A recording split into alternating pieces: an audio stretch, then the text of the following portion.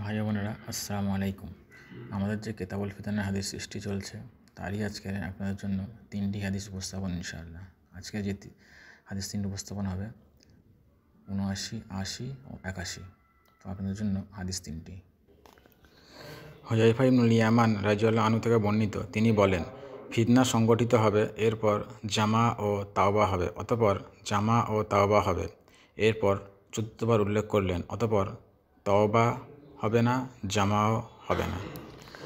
সিলা রাহমাহুল্লাহ থেকে বর্ণিত, তিনি বলেন, আমি হুযায়ফা ইবনুল ইয়ামান রাদিয়াল্লাহু আনহুকে বলতে শুনেছি, ইসলামের মধ্যে 4 প্রকারের ফিতনা প্রকাশ পাবে, যার মধ্যে চতুর্থ প্রকারের ফিতনা গিয়ে ঠেকবে দাজ্জালের নিকট। তখন সব দিকে অন্ধকারে ফিতনায় ছেয়ে যাবে।